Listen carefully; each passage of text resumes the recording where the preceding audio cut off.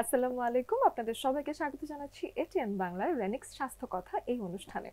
আজকের আলোচনায় আমরা কথা বলব ভীষণ গুরুত্বপূর্ণ কিছু বিষয় নিয়ে। আজকে আমাদের মূল যে আলোচনা সেটি অ্যান্টিবায়োটিক রেজিস্ট্যান্স এবং রোগ প্রতিরোধ ক্ষমতা বাড়াতে আমরা ভেষজ কি উপায় এবং স্বাভাবিক জীবনযাপনের মাধ্যমে কিভাবে একটি সুস্থ জীবনযাপন করতে পারি সেই বিষয়ে কথা বলতে চাই। আমি অহনা তাসনিম খান আছি আপনাদের সাথে এবং আমাদের সাথে আপনাদের ভীষণ প্রিয় একজন মানুষ আছেন যার কথা আপনি শুনতে চান, যার কথা আপনি মানতে চান, এমন একজনকেই আমরা প্রথম অতিথি হিসেবে আমাদের এই আয়োজনে রেখেছি। আমাদের সাথে আছেন doctor Mohammad Jahangir Kabir, lifestyle modifier, founder chairman of JK lifestyle limited. অনেক অনেক স্বাগত জানাই। সবাইকে শুভেচ্ছা জানাচ্ছি আমার পক্ষ থেকে। আজকের দিনে স্যার আপনাকে যখন আমরা পেয়েছি আমরা তখনই ভাবছিলাম যে আমরা একটা সুস্থ জীবনযাপন আপনার ভিডিও দেখেও প্রচুর শিখি এবং সেটা নিয়ে যদি আরেকটু বিস্তারে আলোচনা করা যায়। তো সবার আগে আমাদের দর্শকদের উদ্দেশ্যে যেটা আমরা জানতে চাই সেটা হলো অ্যান্টিবায়োটিক রেজিস্ট্যান্স সম্পর্কে বা এর ভয়াবহতা সম্পর্কে অনেকেই জানেন না। এটা একটু সাধারণ জ্ঞান হিসেবে যদি সবাইকে একটু জানাতেন। আসলে অ্যান্টিবায়োটিক হচ্ছে আমরা আমাদের শরীরে যদি কোনো ইনফেকশন হয় তো ব্যাকটেরিয়াগুলোকে কিল করার জন্য স্পেসিফিক বিভিন্ন রকম স্ট্রেনের এবং বিভিন্ন রকম জেনারেশনসের অ্যান্টিবায়োটিক্স আছে। এখন আমরা রেশনাল ইউজ অফ অ্যান্টিবায়োটিক কথাটা অনেক শুনে থাকি। তো কেউ যদি ওই ডোজ কমপ্লিট না করে বা ডাক্তারের প্রেসক্রিপশন ছাড়া কেউ হয়তো তার জ্বর ঠান্ডা কাশি সর্দি হয়েছে নিজে একটা অ্যান্টিবায়োটিক কিনে খেয়ে 2 দিন খেয়ে ভালো হয়ে গেল মনে করলো আর খেলো না।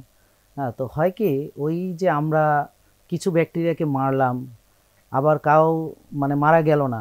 হ্যাঁ, তো এখন যখন কিছু ব্যাকটেরিয়া মারা যায় আমার কাছে একটু কমফোর্ট ফিল হয়। তা আমি তো ভাবছি যে ওই যে বলে না শত্রুর শেষ রাখতে হয় না, তো ওই যে যারা থেকে যায় ওরা কি করে, ওরা মিউটেশন করে ওই অ্যান্টিবায়োটিক এগেনস্টে ওরা একটা প্রতিরোধ ব্যবস্থা মানে তারা তৈরি করে।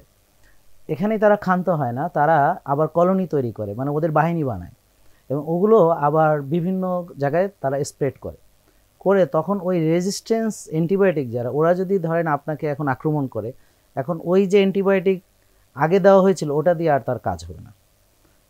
এখানে মানে আমাদের আশঙ্কার বিষয় হচ্ছে যে ওরা খুব দ্রুততম সময়ে রেজিস্ট্যান্স মানে অ্যান্টিবায়োটিক হয়ে যেতে পারে, মানে তারা ব্যাকটেরিয়ারা। কিন্তু আমরা মানে দেখেন লাস্ট বহু বছর ধরে তেমন নতুন অ্যান্টিবায়োটিক বাজারে আসছে না। তো এইভাবে চলতে থাকলে একসময় মানুষ দেখা যাচ্ছে সাধারণ জ্বরে মানুষ হয়তো মারা যাবে, কারণ সব ধরনের অ্যান্টিবায়োটিক তার রেজিস্ট্যান্স হয়ে যাবে। আর সবচেয়ে ভয়ঙ্কর বিষয় হচ্ছে ছোট বাচ্চাদের আমরা দেখছি যারা ভূমিষ্ঠ হচ্ছে তাদেরও কালচার করে দেখা যাচ্ছে অনেক রকম অ্যান্টিবায়োটিক রেজিস্ট্যান্স তাদের।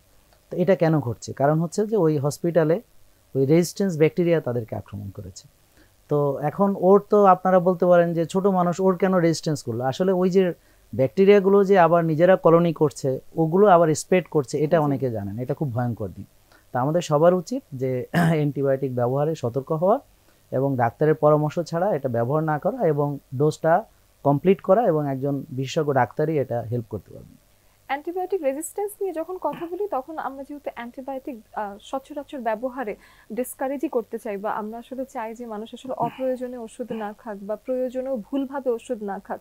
তো সেই ক্ষেত্রে রোগ প্রতিরোধ ক্ষমতা বাড়াতে বা কোনো একটা রোগে যদি পড়েই যায় সেখান থেকে উঠে আসতে তো আসলে কিছু ব্যবস্থা গ্রহণ করা উচিত। তো সেই ক্ষেত্রে আসলে সুইচিং বা শিফটিংটা কি হতে পারে, হেলদি লাইফের অল্টারনেটিভটা কি হতে পারে? মানে আপনি খুব চমৎকার প্রশ্ন করেছেন, কিন্তু আসলে আমরা এখন উল্টা দিক থেকে জিনিসটাকে দেখছি। যেমন আসলে অ্যান্টিবায়োটিকের প্রয়োজন তখনই হয়েছে যখন আমার রোগ প্রতিরোধ ক্ষমতাটা উইক হয়েছে।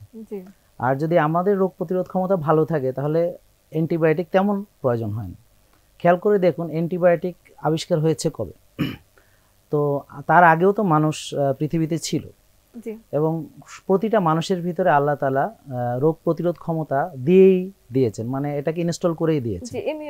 Immunity, you are right. হ্যাঁ, আমাদের যে ইমিউনিটি সেটা, এখন আমাদের ইমিউনিটি আমরা যদি শক্তিশালী করতে চাই সেখানে খুব গুরুত্বপূর্ণ হচ্ছে আমাকে যে খাবারগুলা প্রসেসড, আল্ট্রা প্রসেসড এবং সেগুলো অ্যাভয়েড করতে হবে। তারপর হচ্ছে রিফাইন কার্বোহাইড্রেটগুলো সিরিয়াসলি কমায় ফেলতে হবে।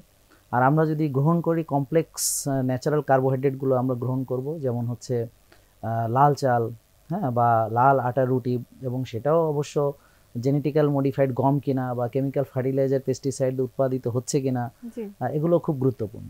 তারপর হচ্ছে আমাদের দেখতে হবে যে আমরা এক্সারসাইজ করি কিনা, আমরা সানলাইট এক্সপোজড কিনা, আমাদের ঘুম ঠিক মতো হচ্ছে কিনা, আমরা স্ট্রেস লাইফ লিড করছি কিনা। বা আমাদের এই যে রোজা বা ফাস্টিং, এটাও কিন্তু আমার রোগ প্রতিরোধ ক্ষমতা বাড়াতে সাহায্য করে। তারপর বরফ থেরাপি আছে, হট কোল্ড শাওয়ার আছে, শ্বাসের ব্যায়াম আছে, মানসিক প্রশান্তি চর্চা আছে। একটা ডিসিপ্লিন লাইফ যদি আমরা লিড করি তাহলে আমাদের ইমিউন সিস্টেম ভালো কাজ করে। জি, এদিকে একটা খুব কমন সমস্যা, সেটা হলো অ্যাসিডিটি, গ্যাস্ট্রিক, এই জাতীয় অনেক সমস্যা হয় এবং মানুষ দেখা যায় কিছু হলে একটা গ্যাস্ট্রিকের ওষুধ খেয়ে ফেললেন, বা অ্যাসিডিটি হচ্ছে কোনো একটা প্রোডাক্ট গুলিয়ে খেয়ে ফেললেন, এরকম কিন্তু ঘটনা প্রচুর হয় এবং বাংলাদেশে এই অভ্যেসটা অনেক বছরের অভ্যেস। এই অভ্যেসটাকে আপনি ডিসকারেজ করতে চান নাকি এনকারেজ করতে চান? আচ্ছা, এখানে বিষয়টা হচ্ছে খুব গুরুত্বপূর্ণ এটা, মানে কারণ হচ্ছে যে আমরা গত বছরও দেখেছি যে সবচেয়ে বেশি বিক্রিত ওষুধ হচ্ছে এই ধরনের ওষুধ। মানুষ আসলে গ্যাস্ট্রিকের জন্য যে ওষুধটা খায় এটা কিন্তু যে অ্যান্টি আলসারেন্ট গ্রুপ অফ ড্রাগস, এটা তারা অনেকেই জানে না। প্রোটন পাম্প ইনহিবিটর, বিশেষ করে ল্যান্সোপ্রাজল, প্যান্টোপ্রাজল, ইসোমোপ্রাজল, যে প্রাজলগুলো আমরা খাচ্ছি এগুলো হচ্ছে হাইড্রোক্লোরিক অ্যাসিডের সিক্রেশনকে এটা একদমই বন্ধ করে দেয়। তো এটা মূলত anti ulcer group of drugs, কিন্তু আমরা তো খাচ্ছি। এখন আল্লাহ তাআলা আমাদেরকে অ্যাসিড কেন দিয়েছেন? তো পেটে হাইড্রোক্লোরিক অ্যাসিড যেটা, এটা আমাদের খাবারকে হজম করতে, এটাকে ডিগ্রেডেশন করার জন্য, এটাকে শোষণ করার জন্য পেটে ওরকম একটা অ্যাসিডিক এনভায়রনমেন্ট দরকার হয়। এছাড়াও বাইরে থেকে যে বাজে ব্যাকটেরিয়াগুলো শরীরে প্রবেশ করে সেই ব্যাকটেরিয়াগুলোকে মেরে ফেলে। তো এই জন্য হাইড্রোক্লোরিক অ্যাসিড আমাদের দরকার। তো আমরা যখন ওই যে গ্যাস্ট্রিকের ওষুধের নাম অ্যান্টি আলসারেন্ট গ্রুপ অফ ড্রাগ খাচ্ছি বা এই অ্যাসিডিক এনভায়রনমেন্টকে নিউট্রালাইজ করে ফেলছি, তখন আমাদের ফার্দার আবার প্রবলেম হচ্ছে যে আমাদের আবার ব্লটিং হচ্ছে, আমাদের ডিসপেপসিয়া হচ্ছে। অর্থাৎ ওটা কিন্তু মানুষ বুঝতে পারছে না, মানুষ ভাবছে যে আমি তো অ্যাসিড বন্ধই করে দিলাম, তো তখন সে আবার ওষুধ খাচ্ছে। তো এর ফলে ওই ওষুধ থেকে সে বেরোতে পারছে না এবং লং টার্মে তার কিন্তু বিভিন্ন পুষ্টির ঘাটতি হচ্ছে। সে ফর এক্সাম্পল আপনার ক্যালসিয়াম অ্যাবজর্পশনের জন্য অ্যাসিডিক এনভায়রনমেন্ট দরকার। এখন যদি আপনি ক্যালসিয়াম ট্যাবলেটও খেলেন আবার সাথে গ্যাস্ট্রিকের ওষুধও খেলেন, তাহলে স্টোন হওয়ার সম্ভাবনা অনেক বেশি থাকে। তো এটা অনেকেই আসলে জানে না। তো আমরা বলবো যে সে যেন মূলত মানে এই যে গ্যাসের মূল কারণ এক হলো স্ট্রেস, রাত জাগা, তারপর হচ্ছে প্রসেসড আলট্রা প্রসেসড ফুড বেশি বেশি খাওয়ার সময় মানে চিবানোর সময় নেই, গিলে ফেলছে, বারবার খাচ্ছে, একটা খাবার হজম হওয়ার আগে আবার আরেকটা খাবার খেয়ে ফেলছে, এক্সারসাইজ করছে না, মানুষের যে পেরিস্টালটিক যে মুভমেন্টগুলো ঠিক মতো হচ্ছে না। আর সর্বোপরি হচ্ছে যে আমরা মানে পিসফুল লাইফ লিড করছি না, আমাদের পেস আছে, পিস নাই। তো খাবার হজমের জন্য দরকার হচ্ছে প্যারাসিম্প্যাথেটিক নার্ভাস সিস্টেম, অর্থাৎ আমাদের যে নার্ভাস সিস্টেম আছে, আমরা যখন দৌড়াদৌড়ি করি মানে ছোটাছুটি করি তখন এটাকে বলে সিম্প্যাথেটিক অ্যাক্টিভিটি, যে আমাকে পাগলা কুকুর তাড়া করছে আমি জান নিয়ে ছুটছি, এটা হলো সিম্প্যাথেটিক অ্যাক্টিভিটি। এটা মোটেই হজম সহায়ক নয়। তো হজম সহায়ক আমার যে নার্ভাস সিস্টেম সেটা হচ্ছে প্যারাসিম্প্যাথেটিক রিল্যাক্স মুড। অর্থাৎ আপনি হয়তো সি বিচে গিয়েছেন, আপনি আপনার প্রিয়জনের সঙ্গে আছেন, এখন সমুদ্রের মৃদুমন্দ বাতাস, ঢেউ এসে আছড়ে পড়ছে, সুন্দর সূর্যাস্ত দেখছেন, এটা চমৎকার এনভায়রনমেন্ট, আপনার মন অনেক ভালো, এটাই হচ্ছে হজম সহায়ক। তো এই জন্যে আমাদের ওই বিষয়গুলোকে, আমরা শ্বাসের ব্যায়াম করব, আমরা নামাজ পড়ব বা মেডিটেশন করব, হ্যাঁ, আমরা ধরেন তাওয়াক্কুল করব আল্লাহর উপরে, মানসিক প্রশান্তির চর্চার জন্য ভালো ঘুমাতে হবে, 8 ঘন্টা ঘুমাতে হবে, আর্লি ঘুমাতে যেতে হবে, এগুলো করলে আসলে পেটের প্রবলেমগুলো থাকে না। আচ্ছা, তো সেই ক্ষেত্রে একটা বাজে লাইফস্টাইল, সেটার কারণে কি ইমিউনিটি সিস্টেমও দুর্বল হয়ে যায়? একদম সত্যি কথা হলো কি, যেমন একজন ডাক্তার, তার তো মানে যন্ত্রপাতি লাগবে, তাই না? তো ধরেন আমার একজন ডাক্তার, তার দরকার হচ্ছে অপারেশন করবে, এখন তার অপারেশন থিয়েটার লাগবে, হ্যাঁ, এখানে সুন্দর লাইটিং লাগবে, হ্যাঁ, তারপর আবার তার একটা অ্যাসিস্ট্যান্ট লাগবে না? তারপর ছুরি টুরি তো লাগবেই, হ্যাঁ। আমি মানে সবাইকে বোঝার জন্য সহজ করে বলার চেষ্টা করছি। তা আমাদের যে ইমিউন সিস্টেম, তার দরকার ভিটামিন ডি লেভেল। আমরা তো রোদ্রে যাচ্ছি না, ঘাসে হাঁটছি না, হ্যাঁ, তা আমাদের তো এদিকে মানে ভিটামিন ডি প্রায় 300 রকম আমাদের যে রিয়াকশন বডিতে হতে পারে না, হ্যান্ডিক্যাপ হয়ে যায় উইদাউট মানে প্রপার ভিটামিন ডি লেভেল। যেমন আমাদের ভিটামিন ডি লেভেল অপটিমাল থাকা উচিত 90 to 100, তো বেশিরভাগ লোকের ভিটামিন ডি আমরা পাই 15, 20, 25, এটা খুবই কম। তারপর যেমন ধরেন একটা রোগ প্রতিরোধ ক্ষমতা ভালোর জন্য আপনার কোষগুলো ভালো থাকা দরকার। তো এখন আমরা প্রায় পাচ্ছি মানুষের ইনসুলিন রেজিস্ট্যান্স, হোমা আয়ার অনেক বেশি, সেলুলার ওভারলোড। তারপর দেখা যাচ্ছে অনেকেরই ইনফ্লামেশন বেশি, প্রদাহ, সিআরপি, এটা কিন্তু ইমিউন সিস্টেমের জন্য ভালো না। অনেকের সেলুলার টক্সিসিটি বেশি। তো আমরা যখন দেখি একটা রোগীর টিজি এবং এইচডিএল রেশিও অনেক বেশি, হাই টিজি, এইচডিএল কম, তো আমরা বুঝি ওর ভিতরে অক্সিডাইজড কোলেস্ট্রলের মাত্রা বেশি, মানে যে সকল কোলেস্ট্রলগুলো অক্সিডাইজড হয়ে গেছে। তো ওই কোলেস্ট্রলগুলো আমাদের অ্যাথেরোস্ক্লেরোসিস বা রক্তনালীতে যে ব্লক তৈরি করে। তো এখন রক্তের সার্কুলেশন যদি যেতে না পারে, আপনি যদি পুষ্টি না পান, আপনি যদি অক্সিজেন না পান, আর আপনার যদি যন্ত্রপাতি না থাকে, তাহলে ডাক্তারকে তো আমরা গলা টিপে মেরে ফেলছি। তো আমাদের ইমিউন সিস্টেমকে ভালো রাখতে হলে আমাদের রোজা রাখতে হবে, কোষকে ফ্রি করতে হবে, ইনফ্লামেশন কমাতে, অ্যান্টি ইনফ্লামেটরি খাবার খেতে হবে, যেমন ধরেন হলুদ, বিভিন্ন ভেষজ উপাদানগুলো আছে যেগুলোর ভিতরে অনেক ওষুধি গুণাবলী আছে, তো ফাংশনাল ফুড বলা হয় এগুলাকে। তা আমরা যখন মানুষ কেমিক্যাল যখন আবিষ্কার করা শেখেনি, কিন্তু তখন কিন্তু মানুষ অনেক ওষুধ খেয়েছে যেগুলো ভেষজ উপাদানে তৈরি, এগুলো হচ্ছে প্রাকৃতিক খাবার থেকে সংগৃহীত। হ্যাঁ, তো ওই জিনিসগুলো কিন্তু শরীরের ক্ষতি করে না, ওটা কিন্তু ইমিউন সিস্টেমকে নষ্ট করে দেয় না। কিন্তু বাইরে থেকে যদি কেমিক্যাল ঢুকান, এনি কেমিক্যাল, ধরেন সেটা মেডিসিন হতে পারে, সেটা হতে পারে খাবারের ভেজাল, সেটা হতে পারে আপনার এনভায়রনমেন্টাল, যেমন ধরেন আমাদের বায়ু দূষণে ঢাকা শহর এখন বিশ্বের দরবারে 1 নম্বর। তা আমরা এই যে ভারী বাতাসটা গ্রহণ করছি, পানির ভিতর থেকে কেমিক্যাল আসছে, তারপর আমরা যে স্ট্রেসফুল লাইফ লিড করছি, তো এগুলো সব কিছু মিলে ওই কেমিক্যাল কিন্তু আমার মানে যে ন্যাচারাল যে ইমিউন সিস্টেম সেটাকে ডিসরাপ্ট করে, আমাদের যে রোগ প্রতিরোধ ক্ষমতাকে নষ্ট করে ফেলে। তো যেমন আমরা অ্যান্টিবায়োটিক নিয়ে কথা বললাম, তো অ্যান্টিবায়োটিক কি করে, যে আপনার যে রোগ প্রতিরোধ ক্ষমতা, যাকে আপনি নির্ভরশীল হয়ে গেলেন, পরনির্ভরশীল, কেউ ভিক্ষা করে খাওয়া শুরু করলে আর কাজ করতে চায় না। তো ইমিউন সিস্টেমকে যদি বোঝালেন তুমি চুপচাপ থাকো, আমি বাইরে থেকে সৈন্য এনে আমি মানে ওদেরকে করছি, তখন আমার যে সৈন্যবাহিনী সে তো ঘুমাবে। হ্যাঁ, তো এই জন্য ওকে কাজ দিতে হবে। তো এই জন্য আমরা আমাদের নিজস্ব ইমিউন সিস্টেম ভালো রাখার জন্য, আমার সুগার নর্মাল আছে কিনা, অনেকেরই ডায়াবেটিস, তারপর ইনসুলিন লেভেল অনেকে জানে না, insulin level should be 4 to 5, blood sugar level should be 5 to 6, হোমায়া শুড বি 1, মানে অ্যারাউন্ড 1, আপনার 0.5 to 1.5। তো এই রিপোর্টগুলো আমরা করি না। সিআরপি 3-এর নিচে থাকা বলো, টিজিএইচডি রেশিও 2-এর নিচে থাকা বলো, তো এই জিনিসগুলো জানলে, আমার ভাইটামিন ডি লেভেল 90 থেকে 100 থাকা বলো, তখন বুঝবো যে আমার ইমিউন সিস্টেম কীভাবে কাজ করছে।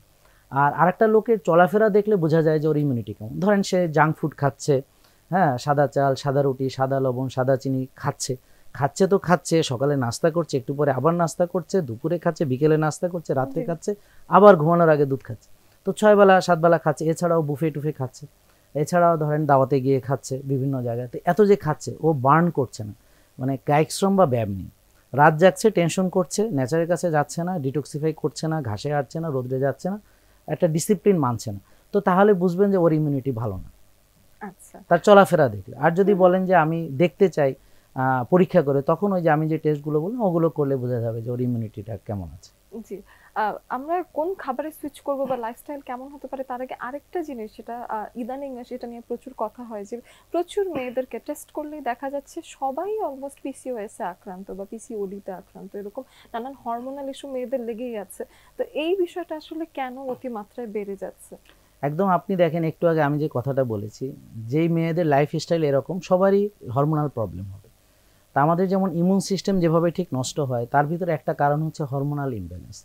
ওখানে কি ঘটছে, পিসিওএস সম্পর্কে অনেকেই ভালো জানেন, ওদেরকে বেশিরভাগ সময় আপনার পিল খেতে দেওয়া হয়, মেটফর্মিন দেওয়া হয়, কিন্তু দেখেন এটা কিন্তু এটার চিকিৎসা না, এটা রুট কজ আরও ভেতরে। তো ইনসুলিন রেজিস্ট্যান্স হচ্ছে এটার মূল কারণ। ইনসুলিন রেজিস্ট্যান্স কখন হয়, যদি সংক্ষেপে বা ভালো করে বলতে যাই সহজভাবে, সেটা হচ্ছে যে আমার যদি কোষ থাকে, প্রতিটা কোষের একটা ক্যাপাসিটি আছে।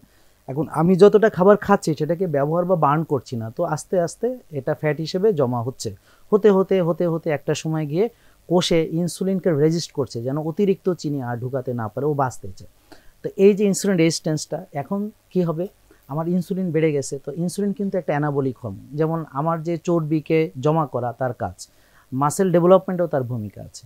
তো সে অতিরিক্ত ইনসুলিন কি করে মেয়েদের ক্ষেত্রে, টেস্টোস্টেরন, এখন টেস্টোস্টেরন তো আপনি অবাক হবেন যে এটা তো পুরুষের হরমোন, মেয়েদের আবার কি, এই টেস্টোস্টেরন লেভেল তাদের বেড়ে যায়। ইটস নট হেলদি, হ্যাঁ, আনহেলদি টেস্টোস্টেরন, এবং এটা ন্যাচারাল না, আনন্যাচারালি তৈরি, মানে অতিরিক্ত ইনসুলিনের প্রভাবে অতিরিক্ত টেস্টোস্টেরন মেয়েদের হয়। এখন টেস্টোস্টেরন হলে ও তো আর মেয়ে থাকছে না, ওর তো ওভুলেশন পিরিয়ডটা কমপ্লিট হচ্ছে না, ওর তো এটা অ্যারেস্ট হয়ে যাচ্ছে, হয়ে ওই ওভারিতে ছোট ছোট সিস্ট হচ্ছে। একটা আল্ট্রাসোনোগ্রাফি করলে বোঝা যায় যে পলিসিস্টিক, বা দেখা যায় যে ওভারি, এটাই পিসিওএস, পলিসিস্টিক ওভারিয়ান সিনড্রোম।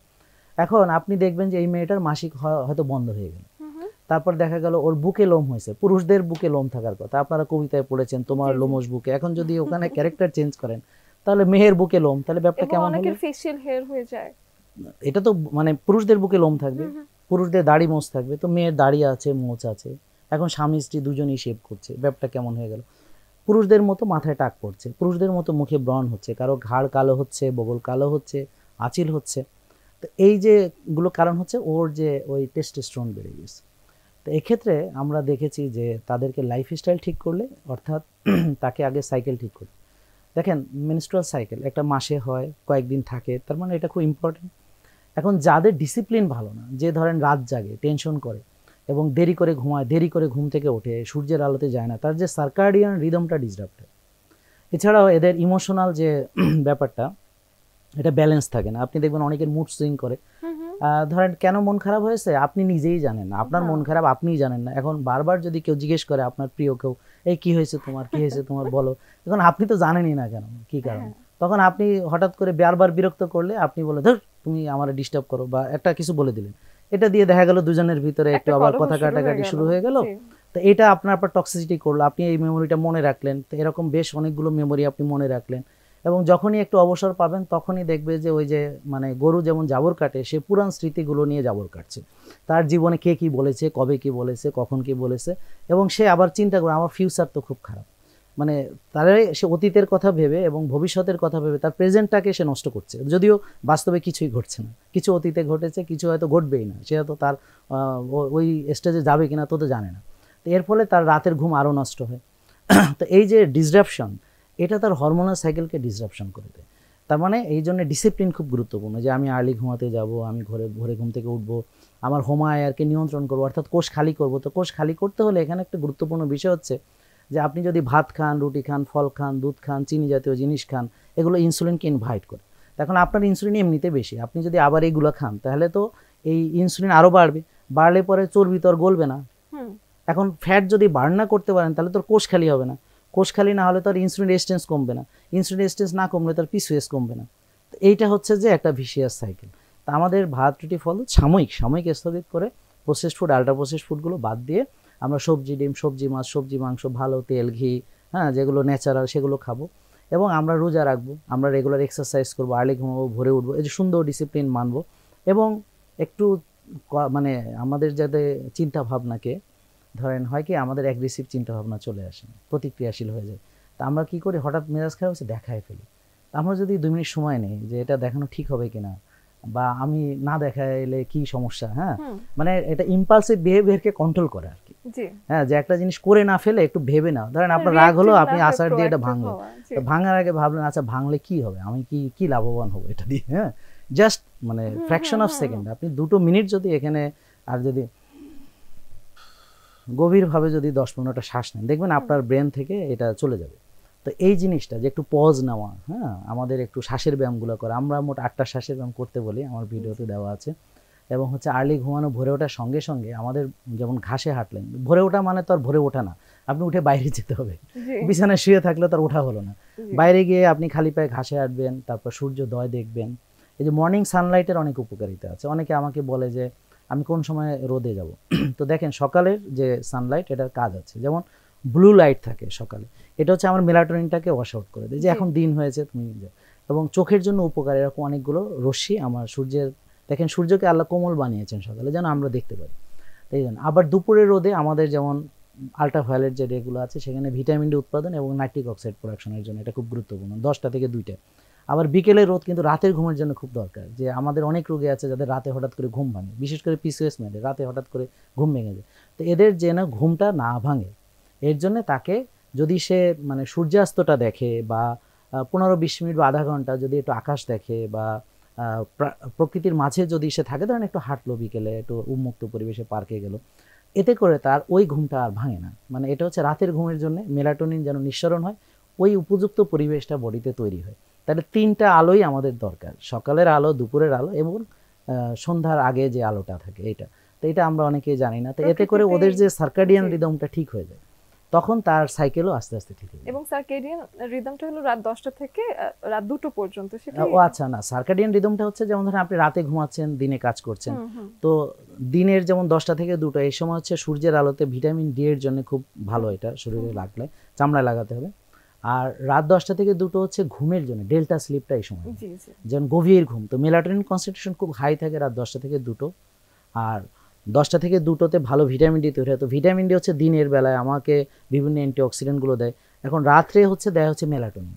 ওদের দুজনের প্রায় কাছাকাছি কাজ। আল্লাহ রাত 10টা থেকে 2টো একটা মেলাটোনিন কনসেন্ট্রেশন, আর সকালের যে দুপুরের 10টা থেকে 2টো মানে দিনের বেলা, তো আল্লাহ ভিটামিন ডি দিনকে, আবার রাতে মেলাটোনিন। তো আল্লাহ তাআলা খুব সুন্দর করে সামঞ্জস্যপূর্ণভাবে এটাকে ব্যালেন্স করেছেন। এবং আরেকটা জিনিস যেটা জানতে চাই, প্রাকৃতিক বা ভেষজ উপায়ে কি রোগ প্রতিরোধ ক্ষমতা আসলে সেই হাই লেভেলে বাড়ানো সম্ভব কিনা? হ্যাঁ সম্ভব তো। যেমন ধরেন আপনার এখানে খুব মানে ইম্পর্টেন্ট আপনি কথাটা বলেছেন, যেমন আমাদের আলোচনাতে এসেছে যেমন ইনফ্লামেশন। হ্যাঁ, ইনফ্লামেশন হচ্ছে আমাদের রোগ প্রতিরোধ ক্ষমতা কমায়। তারপর সেলুলার টক্সিসিটি আমাদের রোগ প্রতিরোধ ক্ষমতা কমায়। তো এই যে ভেষজ উপাদানগুলো কি করে, রক্ত পরিষ্কারক আছে, তারপর হচ্ছে যে আছে অ্যান্টি ইনফ্ল্যামেটরি প্রপার্টিজ আছে, অ্যান্টি অক্সিডেন্ট প্রপার্টিজ আছে, তারপর হচ্ছে এখানে অনেক ফ্লেভোনয়েডস আছে। তো এই যে আবার কিছু কিছু আছে, যেমন ধরেন হলুদ আছে না, এটার ভিতরে আছে যে অ্যান্টি ইনফ্ল্যামেটরি ক্যাপাসিটি। তো এবং এটার সঙ্গে যদি আপনি গোলমরিচের যে নির্যাসটা, এটার 2000 গুণ এটার মানে বায়োঅ্যাভেলেবিলিটি বাড়ে, মানে হলুদের কার্যকারিতা। এখন এক চিমটি দিলেই কি এটা? হ্যাঁ হ্যাঁ, হলুদ মানে আপনার ন্যাচারাল হলুদটা হলে ভালো। তো হলুদ হচ্ছে আমার যে অ্যান্টি ইনফ্ল্যামেটরি, তো এটা ইমিউন সিস্টেমকে ইয়ে করে। এবং এই যে হলুদ, হ্যাঁ, গোলমরিচের গুঁড়া, তার সঙ্গে ভাইটামিন ডি, তার সঙ্গে মাছের তেল ওমেগা 3, এটা একটা ট্রায়াড, এটা কম্বিনেশন। তো এই কম্বিনেশন একসঙ্গে কাজ করে। তো এখন এই জন্য আমরা যেমন প্রাকৃতিক মাছ খেলাম, ওখান থেকে আমি ওমেগা 3 পাচ্ছি, ইলিশ মাছ আপনি ওমেগা 3 পাচ্ছেন। তারপরে আপনি এখান থেকে রোদ থেকে ভাইটামিন ডি, এবং অবশ্যই কোলেস্ট্রল লেভেল ভালো থাকবে, এটা অনেকেই জানে না। আমাকে গ্রাম থেকে অনেক রোগী আসে, ওরা প্রায় রোদ্রে থাকে কিন্তু ভাইটামিন ডি লেভেল তার কম। কিন্তু ওরা আসলে তো গ্রামের মানুষ, তো ওরা ধরেন ভাত খায়, ডাল খায়, আলু ভর্তা খায়, খুব একটা মাছ মাংস ডিম ওরা আসলে ওভাবে অ্যাভেল করতে পারে না। তো কোলেস্ট্রল, হেলদি কোলেস্ট্রল থাকে ঘিতে, বা আপনার ডিমের কুসুমে, বা মাছের তেল থাকে, বা গরু খাসির মাংসের যে চর্বি, এটা অবশ্যই ন্যাচারাল হতে হবে, তো ওখানে থাকে। তো এগুলো কিন্তু ওই যে ইমিউনিটি বাড়াতে সাহায্য করে। যে কোলেস্ট্রল থেকে ভাইটামিন ডি হবে রোদ্রে গিয়ে, সেখান থেকে আমার ইমিউন সিস্টেমটাকে বাড়াবে। আর অন্যান্য যে খাবারগুলো বলেন, কোনোটার হচ্ছে বিভিন্ন কালার, যেমন শাকসবজি, হ্যাঁ, এর ভিতর অনেক ধরনের কালার আছে। এই জন্য আমরা বলি রং মিলিয়ে শাকসবজি খাওয়ার জন্য, এবং এটার উপরে একটু অলিভ অয়েল দিয়ে নেওয়া। হ্যাঁ, তো অলিভ অয়েলটা হচ্ছে ভিটামিন, যেগুলো ফ্যাট সলিবল ভিটামিন, হ্যাঁ, ভিটামিন কে, ভিটামিন ই, এগুলোকে শোষণ করতে সাহায্য করে। ভিটামিন ডিও, এ ডি ই কে, এটা হচ্ছে ফ্যাট সলিবল ভিটামিন। আপনি জানেন ভিটামিন এ চোখের জন্য ভালো। এরকম আমাদের ইমিউন সিস্টেমকে ভালো রাখার জন্য তা প্রকৃতির ভিতরে অনেক কিছু রয়ে গেছে। ওই যে ভেষজ উপাদানগুলো, যেমন ধরেন আমরা ছোটবেলায় পেট ব্যথাতে পাথরকুচি পাতা খেয়েছি, তারপরে ডায়রিয়াতে আমরা খেয়েছি হচ্ছে থানকুনির পাতা, এগুলো আমরা থানকুনি বলি, আদামনি বলে না, কোনো এক এক জায়গায় এক একটা বলে। তো এগুলো তো প্রাকৃতিকভাবে পেয়েছি। তো এরকম আরও অনেক কিছু আছে, যেমন কালো জিরা, হ্যাঁ, এগুলোর সব কিছুরই বিভিন্ন রকম উপকারিতা আছে। মধুও কিন্তু আপনি একটা ভেষজই বলতে পারেন, কারণ ভেষজ চিকিৎসায় মধু কিন্তু চমৎকার ভূমিকা রাখে, প্রাকৃতিকভাবে যেগুলো সোর্সিং করা হয়। জি অবশ্যই। এবং সর্বশেষ আসলে অনেক কিছু জানতে চাই, আপনার সাথে অনেকক্ষণ আলাপ করতে ইচ্ছে করে।